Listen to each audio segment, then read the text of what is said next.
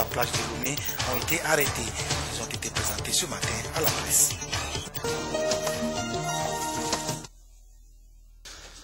Bonsoir et bienvenue dans cette édition. La haut-commissaire adjoint des Nations Unies aux droits de l'homme est en visite au Togo.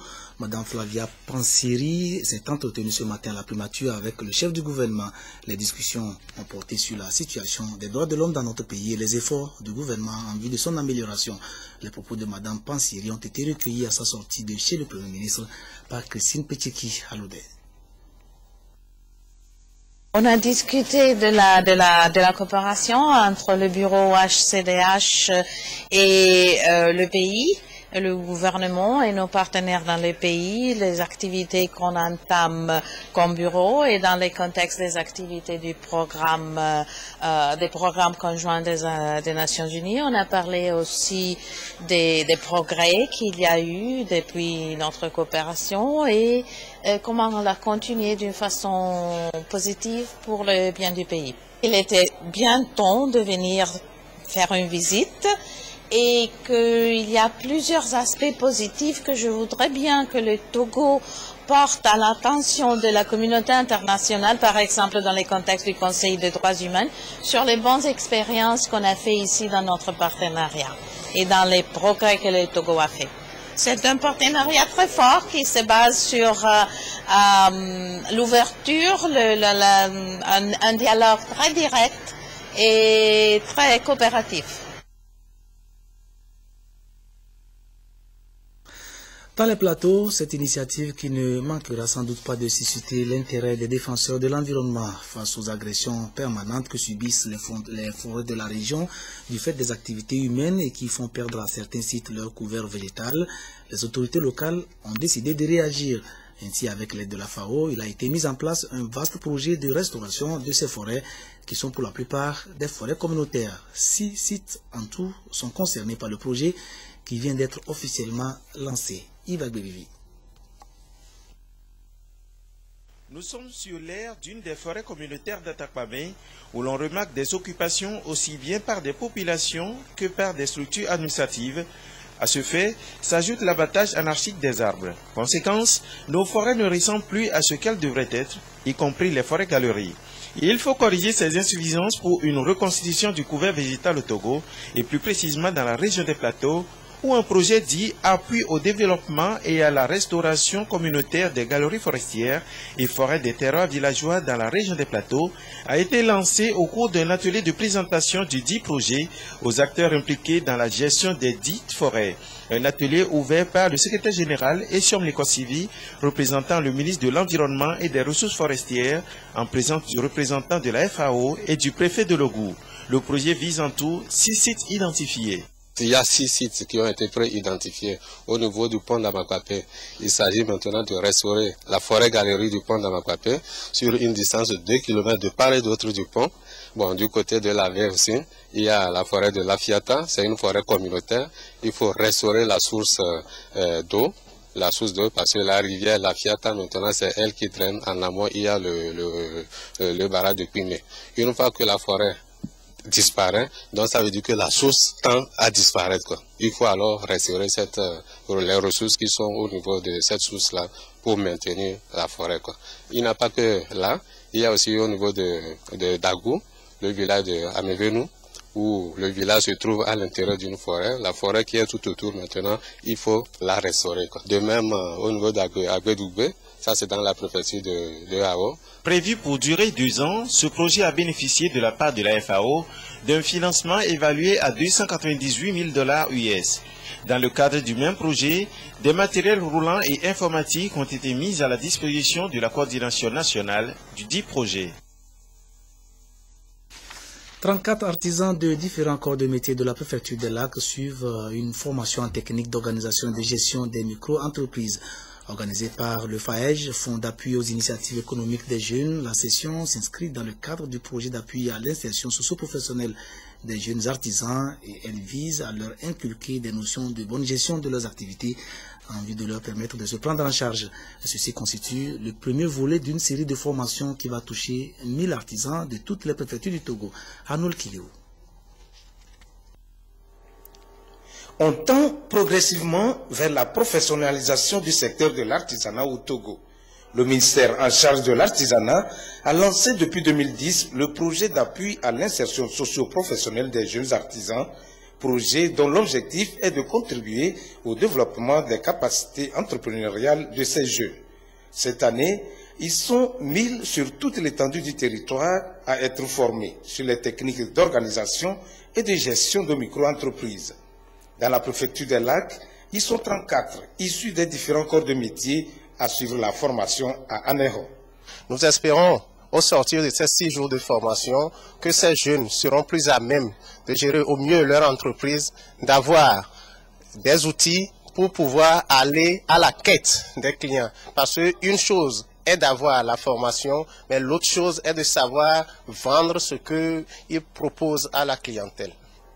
Le projet d'appui à l'insertion socio-professionnelle des jeunes artisans est exécuté en 2 volets, à savoir la formation et la dotation en équipement d'une part et l'accès au financement d'autre part.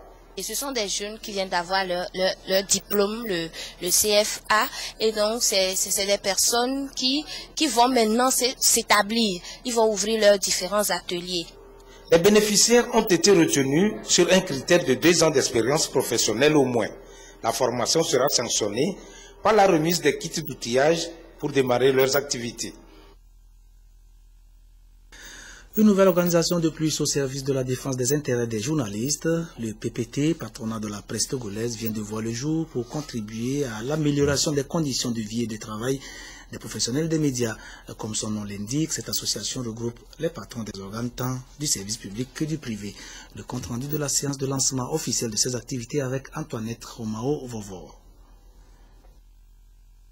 Les leaders de la presse privée et publique du Togo s'engagent à mieux contribuer au développement économique du pays par une meilleure promotion du secteur privé. À cet effet, ils ont mis en place, depuis le 10 janvier dernier, une organisation dénommée Patronat de la presse togolaise, PPT. Cette structure fédérale se fixe comme objectif la redynamisation de la presse togolaise. Il y a beaucoup de problèmes qui se posent à la presse togolaise. Ces problèmes sont inhérents à la question de la messagerie, les problèmes de la publicité, les problèmes de formation des journalistes et le problème de la couverture même des différents événements par la presse togolaise. Donc nous pensons qu'il est temps que nous nous organisions pour poser réellement les problèmes, pour trouver des solutions à ces problèmes, pour permettre quand même au Togo, ou bien à nous les patrons de presse, d'avoir une presse écrite, des radios et télévisions économiquement fortes et des organes de presse très viables. Le bureau de cette organisation compte 7 membres qui seront chargés de veiller au respect de l'éthique et de la déontologie du métier de journaliste dans le souci de rendre la presse togolaise plus crédible. Le Togo veut redonner du tonus à son industrie touristique et il met les moyens pour y parvenir. En 2009, un plan directeur avait été mis en œuvre dans le but de faire l'étude du secteur, ses forces, ses faiblesses et trouver les stratégies pour sa redynamisation. La première phase de ce plan achevée, il est question aujourd'hui d'en examiner les résultats. Et cela a été fait ce lundi lors d'un atelier organisé en partenariat avec l'Organisation mondiale du tourisme et le Programme des Nations unies pour le développement. Reportage Sophie Nianou, Apollinaire Kadanga. Pour faire du secteur touristique une locomotive du développement économique et social du pays, de même qu'un outil de réalisation des objectifs du millénaire pour le développement, le gouvernement togolais a décidé de mettre en œuvre un plan directeur de développement et d'aménagement touristique. Démarré en 2009, ce processus a connu une avancée en 2013 avec la signature d'un accord entre le Togo et l'Organisation mondiale du tourisme. Aujourd'hui, il est question de valider les résultats de la première phase de ce projet. Il est structuré en 3 volumes, notamment le volume de l'analyse et du diagnostic. C'est cette phase qui vient de se terminer et les experts en charge de son élaboration ont déposé leur rapport et donc cet atelier fait l'analyse de ce rapport. étant un facteur déterminant dans la lutte contre la pauvreté. Avec la création d'emplois, l'industrie touristique togolaise attire davantage le regard des partenaires.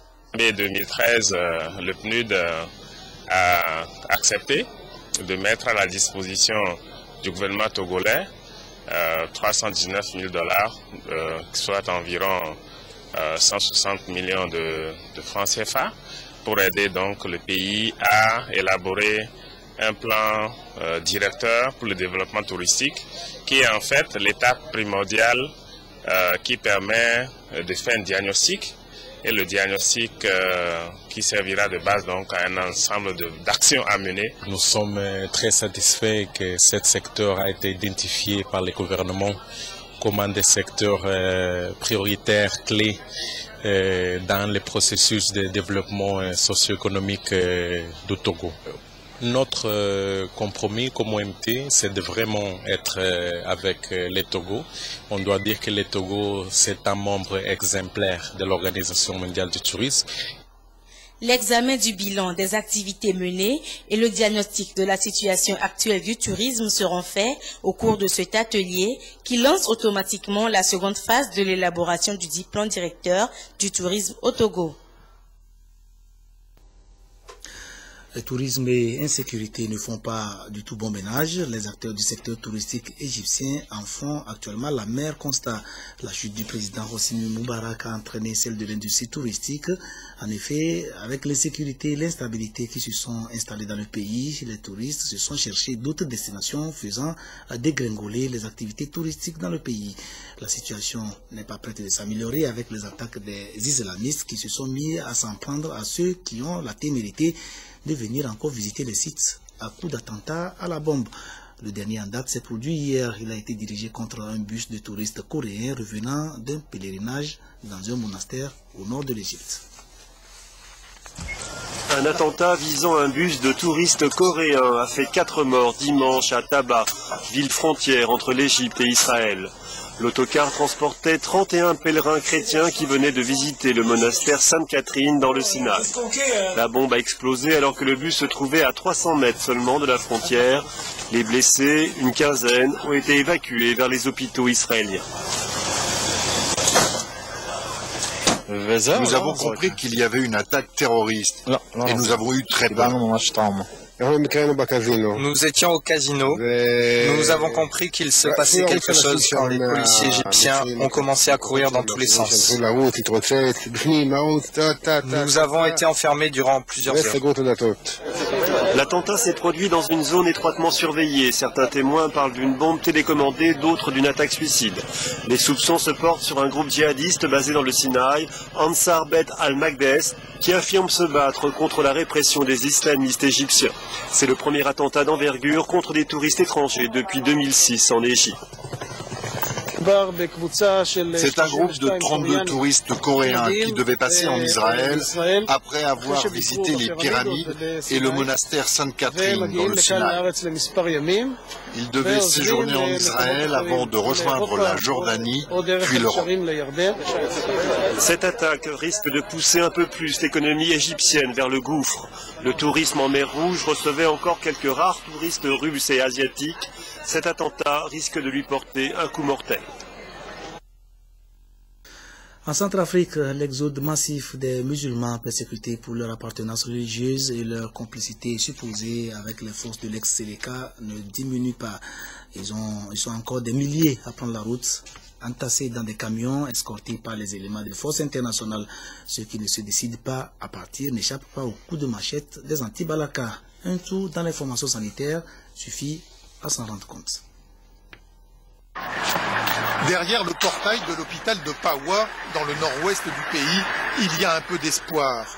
L'équipe de Médecins sans frontières accueille les blessés qui viennent parfois de loin après des heures de piste. Un répit dans les violences qui déchirent depuis plusieurs mois les communautés.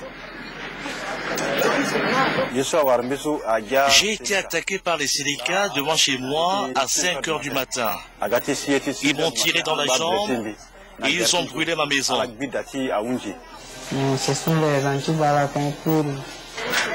Mais derrière ces murs, chrétiens comme musulmans cohabitent le temps des soins. Vous savez que l'hôpital c'est pour nous tous, c'est pas pour quelqu'un et pour quelqu'un. Donc l'hôpital a pas de problème. Dehors, pour beaucoup c'est toujours l'enfer. À Bangui, le temps presse pour former un convoi de familles musulmanes qui fuient le pays. Les militaires de la force africaine sont inquiets.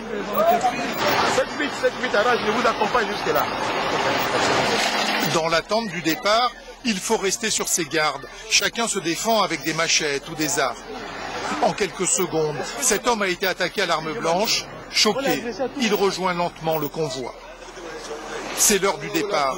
Des dizaines de voitures, pick-up, camions surchargés prennent la route. Ils seront accompagnés par les militaires pour éviter toute attaque avant d'atteindre le Tchad, que beaucoup ne connaissent pas. Un détournement d'avion qui se termine plutôt bien pour les passagers qui s'en tirent quand même avec quelques frayeurs. C'est un appareil de la compagnie Ethiopian Airlines qui a été détourné vers la Suisse alors qu'il était en route pour Rome. L'auteur, qui est le copilote, n'a rien trouvé de mieux que de détourner son propre avion, profitant de ce que le commandant de bord était parti aux toilettes. Aussitôt arrivé, il a demandé l'asile politique. C'est la première nouvelle d'une série de brèves que je vous propose pour refermer la page internationale.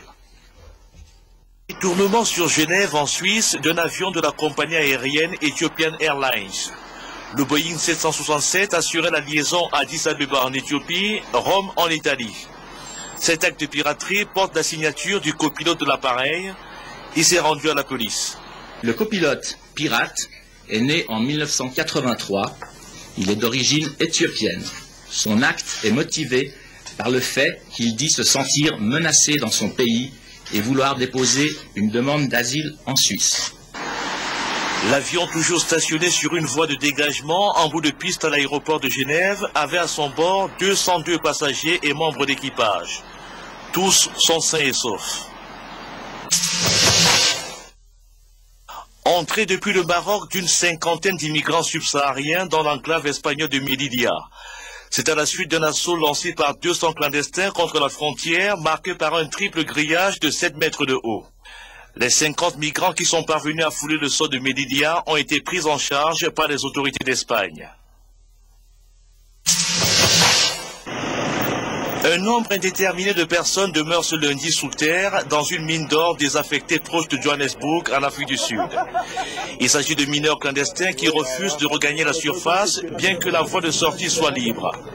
Ils redoutent d'être arrêtés par la police et déférés devant le juge pour activité minière illégale. Depuis dimanche, 12 mineurs illégaux seulement ont accepté de sortir de la mine. Réunion à Nouakchott des présidents de la Mauritanie, du Niger, du Mali, du Burkina Faso et du Tchad. Principale décision adoptée au cours de ce mini-sommet, la création du G5 du Sahel. Sa mission, coordonner les politiques de développement et de sécurité des 5 pays, menacés notamment par le terrorisme et les trafics en tout genre. La dimension transfrontalière des défis auxquels nous faisons face commande, en premier lieu, une solidarité sans faille de nos États. La présidence du G5 du Sahel a été confiée au chef de l'État mauritanien Mohamed Ould Abdelaziz, président en exercice de l'Union africaine. Au Togo, il y a quelques jours, le corps sans vie d'un ressortissant sénégalais avait été retrouvé sur la plage de Lomé portant de graves blessures probablement occasionnées par des coups de couteau. Les enquêteurs de la police criminelle se sont aussitôt lancés aux trousses des coupables et n'ont pas tardé à mettre la main sur 4 individus qui ont été présentés aujourd'hui à la presse. Le récit des faits dans le reportage que voici. Ces 4 individus sont les présumés assassins d'un Sénégalais à la plage de Lomé à hauteur de la station-service Total. Ils ont été appréhendés par les brigades de recherche et d'intervention de la police nationale. De leurs propres aveux, il ressort qu'à l'aube du mardi 11 février, aux environs de 4 heures, ils ont attaqué un individu de sexe masculin habillé en basin, à qui ils ont porté plusieurs coups de poignard avant de le déposséder d'une somme d'argent de plus de 350 000 francs et d'un sac à dos contenant un ordinateur portable. Les recherches sont toujours en cours en vue de l'interpellation des autres suspects de cette ténébreuse affaire. Les activités marquant la semaine de l'amitié entre les peuples se poursuivent au Togo. Cet après-midi, l'identité de l'invité spécial de cette manifestation a été dévoilée à la presse. Il s'agit du RDI, une centrale d'achat import-export spécialisée dans la fourniture des équipements aéroportuaires, ferroviaires, de la logistique et autres. RDI intervient aussi dans le social. En témoignent ses dons à certaines écoles togolaises, à l'hôpital de Baie et autres. Pour la circonstance, elle a offert un ordinateur portable au comité d'organisation de la semaine de l'amitié entre les peuples, mais aussi du matériel d'assainissement à la délégation spéciale de la mairie de Lomé. Un reportage sur lequel nous reviendrons dans nos éditions de demain. Le FITMA, Festival international de théâtre de rue, se tient à Lomé. Le concept de cette manifestation est simple. Au lieu d'aller au théâtre, c'est le théâtre qui vient à vous pour des prestations gratuites. Des quartiers de la capitale ont été ainsi ciblés où des compagnies artistiques vont se produire dans la rue. Le ton du festival a été officiellement donné cet après-midi au centre culturel Akuna Matata. Rachel Aoukou. Le théâtre togolais reste méconnu du public contemporain. Les lieux culturels sont souvent ignorés par manque d'informations, d'intérêt et aussi à cause du coût. Désormais, le Festival international de théâtre de maison FITMA vient corriger la tendance.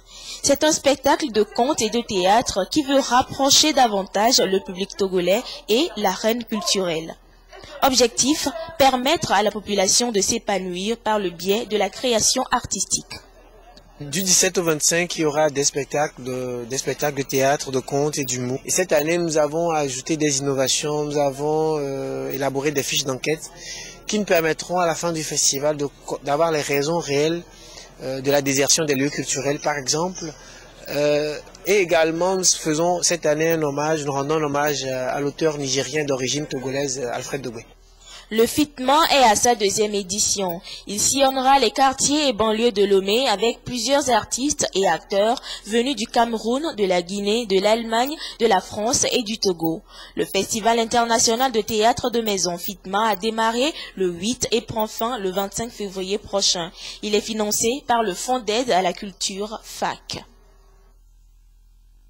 C'est la fin de ce journal, plus court que d'habitude, à retenir comme principal titre de sujet, cet entretien que le Premier ministre a accordé ce matin à la haut-commissaire adjointe des Nations Unies aux droits de l'homme. Madame Flavia Pansiri est venue évaluer les efforts du gouvernement dans le domaine des droits de l'homme, des efforts qu'elle trouve positifs, une situation des droits de l'homme qu'elle juge même satisfaisante, très satisfaisante. Merci de nous avoir suivis. Ne ratez pas la revue des valeurs citoyennes qui aura ce soir pour thème le sens de la citoyenneté. C'est avec Joseph Amégan. À 21 h, le magazine des sports hebdomadaires avec Alfred Kolami. Au revoir.